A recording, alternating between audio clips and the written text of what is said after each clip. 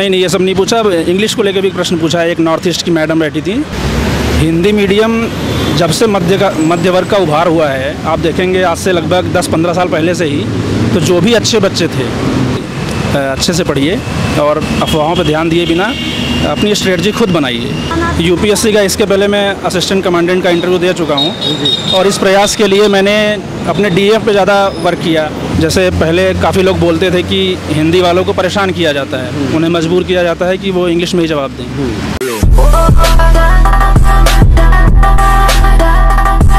Sir, आप अपना नाम बताइए।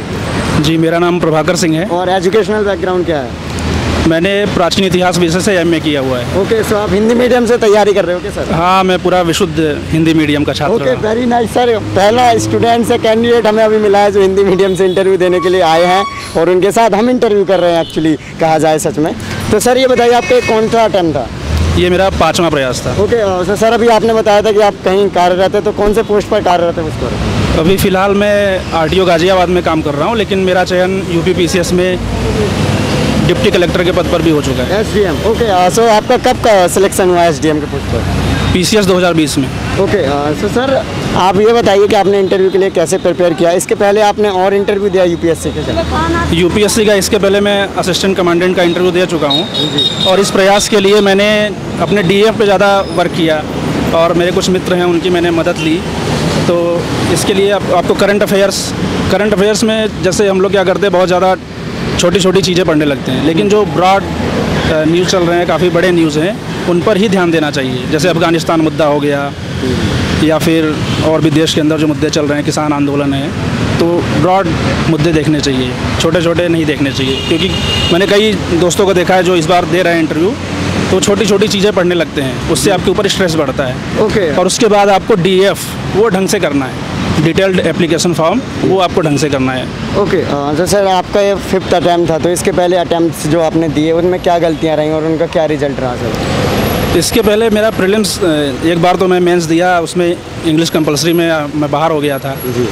और उसके बाद अगले अटेम्प्ट्स में पीटी में मैं बहुत कम अंतर से छटता रहा, तो जो कमियां थी उसको फिर दूर करने का प्रयास किया और अब इंटरव्यू तक पहुंचा हूं और ईश्वर ने चाहा तो अंतिम चयन भी हो ही जाएगा। मैं तो विश करता हूं और हमारे सारे व्यूवर्स भी विश करेंगे, हिंदी मीडियम से शायद आप आएँ और अच्छा रैंक लेके आएँ, क्योंकि आप ऑलरेडी पोस्टेड भी हो सर। तो ये बताइए सर, आज आपसे किस टाइप के क्वेश्चन पूछे गए? करंट में क्या क्वेश्चन पूछे गए सर? आज का जो इंटरव्यू था वो बहुत ज़्यादा मतलब किसी इशू पे नहीं चला। अध्यक्ष जी ने तो शुरुआत मतलब सब जैसे संस्कृत के कुछ श्लोक पूछे, फिर उसको हिंदी में अनुवाद करके उसका अर्थ बताइए। उसके बाद फिर और भी जो लोगों ने पूछा, जौनपुर की समस्याओं के बारे में, बनारस की समस्या के बारे में, बनारस की म्यूनिसिपल जो नगर पालिका है या नगर निगम है, तो उसकी समस्याएं क्या हैं, तो ये सब चीज़ें वहाँ पे ज़्यादा पूछी गई। फिर एंशिएंट हिस्ट्री से भी कुछ प्रश्न हुए और साथ में एंशिएंट में क्या पूछा? पॉलिटी से मुझे 2-3 क्वेश्चन पूछे एक सदस्य ने। जो विधेयक प्रस्तुत होते हैं, धन विधेयक और संविधान संशोधन विधेयक, संयुक्त सत्र, इसके बारे में प्रश्न पूछे। और सर इसके अलावा एथिक्स वगैरह या और कुछ? नहीं, ये सब नहीं पूछा। इंग्लिश को लेकर भी प्रश्न पूछा है। एक नॉर्थ ईस्ट की मैडम बैठी थी, तो बोलने लगी कि अगर आप इस तरीके से मतलब आपको हिंदी में है, आपको उत्तर प्रदेश से बाहर भी काम करना पड़ सकता है जहाँ पे हिंदी भाषा न समझी जाए। जैसे उनका इशारा दक्षिण भारत और नॉर्थ ईस्ट के स्टेट की तरफ था। तो मैंने उनको बताया कि मैम इसके पहले प्रयास में मैं इंग्लिश कंपलसरी में फ़ेल हुआ था, फिर मैंने प्रयास किया और पास हुआ। और जो भाषा है वो माहौल से आती है। मैं अपने गांव में रह के तैयारी किया हूँ, तो वहाँ पर तो भोजपुरी बोलते हैं सब लोग, तो मैं हिंदी बोलना भी मेरे लिए एक वहाँ पे चुनौती है, क्योंकि जो जैसा माहौल मिलेगा वैसी भाषा बनती है। ओके, तो सर क्या आपसे अभी ये भी क्वेश्चन पूछा गया कि आप ऑलरेडी एसडीएम हो, तो इस टाइप से कुछ? उन्होंने मुझसे ये पूछा, दरअसल मैं सेलेक्ट तो होता रहा लेकिन मैंने ज्वाइनिंग नहीं ली। अभी आरटीओ गाजियाबाद में लिया हूँ, लेकिन 1 फरवरी को लिया, तो वो मेंशन नहीं हो पाया, क्योंकि मेंस का फॉर्म में ये सब मेंस के फॉर्म में भरना होता है, वहाँ पे भर नहीं पाया था मैं। उन्होंने पूछा कि अभी तक आप क्या कर रहे थे, तब मैंने उनको बताया कि मैं 5 बार सेलेक्ट हो चुका हूँ। मैंने ज्वाइन भले से नहीं किया, लेकिन लगातार परीक्षा के प्रोसेस में मैं था। तो उन्होंने ये क्यों नहीं ज्वाइन किया? आजकल सरकारी नौकरी बड़े मुश्किल में मिलती है, ऐसा कुछ नहीं पूछा। पूछते तो उसका भी उत्तर दे देते। ओके, और सर आपके हॉबीज से रिलेटेड क्वेश्चन?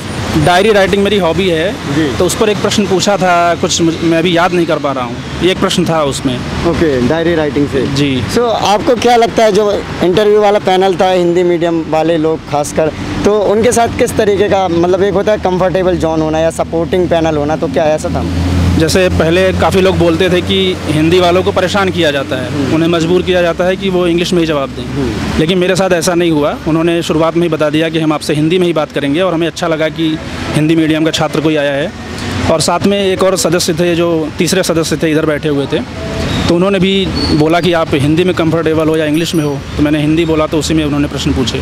बस नॉर्थ ईस्ट वाली जो मैम थी वो इंग्लिश में पूछ रही थी, तो मैं उनको हिंदी में उत्तर दे रहा था। लेकिन ओके, सर देखा जाए कि आपने देखेंगे यूट्यूब पे बहुत सारे वीडियो पड़े हैं डबल मीनिंग कि भाई जब बस से आते हो उसका नंबर पूछते हैं, या फिर कौन सी कलर की बस थी, या फिर क्या नंबर का क्या चीज़ है, मतलब डबल मीनिंग टाइप के क्वेश्चंस। क्या ये सब सिर्फ लाइक पाने के तरीके हैं। यस, यूपीएससी में आपसे रिलेटेड प्रश्न पूछे जाते हैं, और ये जो अफवाहें फैलाई जाती हैं वो सिर्फ कोरी अफवाह है, कोई भी क्वेश्चन ऐसा नहीं होता। यहाँ तक कि मॉक इंटरव्यू में भी जो प्रश्न पूछे जाते हैं उनका वास्तविक इंटरव्यू से कोई संबंध नहीं है। ओके, मॉक इंटरव्यू भी अधिकतर क्वेश्चन हवाई होते हैं। ओके, सो आपका कहना है कि मॉक इंटरव्यू आपके लिए उतना ज़्यादा बेनिफिशियल नहीं रहा? जी, मॉक इंटरव्यू किसी के लिए भी बेनिफिशियल, मतलब उसके लिए हो सकता है कि जो बच्चा नया है, उस आइस ब्रेकिंग नहीं हुई है, कभी किसी के सामने ज़्यादा इंटरेक्शन नहीं है सोसाइटी से, तो उसके लिए है कि वो अपने भावनाओं को एक्सप्रेस करना, विचारों को रखना सीखे। और बाकी अगर आपने प्रश्नों की गुणवत्ता की बात की, उसकी बात की, तो मैं उस सेंस में बोल रहा हूँ कि मॉक के प्रश्न भी अलग होते हैं। ओके, तो यहाँ पर तो आप चूँकि ये पर्सनालिटी टेस्ट है, यूपीएससी इसको इंटरव्यू नहीं बोलता। पर्सनालिटी टेस्ट मतलब आपकी पर्सनालिटी कैसी, उसको बाहर लाना है। तो जाहिर सी बात है, आपके बारे में प्रश्न पूछकर ही ये पता चल सकता है, दुनिया भर की फालतू चीज़ों के बारे में नहीं। सर, सो हिंदी मीडियम के स्टूडेंट सर बहुत कम आ रहे हैं यहाँ पर इंटरव्यू देने के लिए, तो आपको क्या लगता है कि हिंदी मीडियम के इंटरव्यू कम देने क्यों आ रहे हैं, या फिर आ रहे हैं, हालांकि मेरा उनसे कांटेक्ट ना हो पाया हो, बट कहीं ना कहीं रिजल्ट तो कम रहता है हिंदी मीडियम का?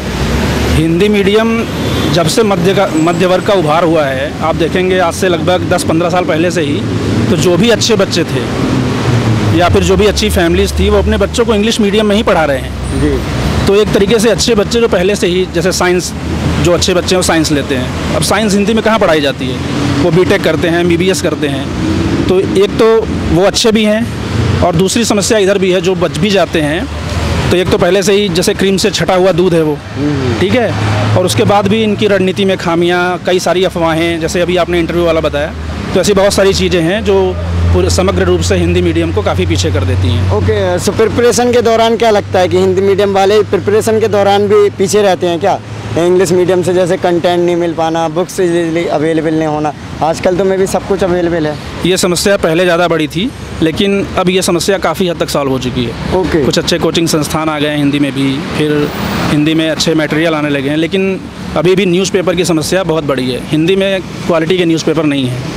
ओके, सो सर कल को आप जब फाइनल सिलेक्शन हो जाएगा, तो आप क्या चाहते हो कि कौन से फील्ड में ज़्यादा काम करना चाहोगे IAS में, और फिर ये जो हिंदी मीडियम के स्टूडेंट्स हैं डेफिनेटली उनके लिए भी करना होगा आपको कुछ ना कुछ? मुझे अगर मौका मिले तो ग्रामीण क्षेत्रों में काम करना चाहूँगा मैं। मुझे ग्रामीण क्षेत्रों से विशेष लगाव है, वहाँ पर मेरा काफ़ी बड़ा जीवन बीता भी है, वहाँ की समस्याओं से भी मैं काफ़ी ज़्यादा वाकिफ़ हूँ।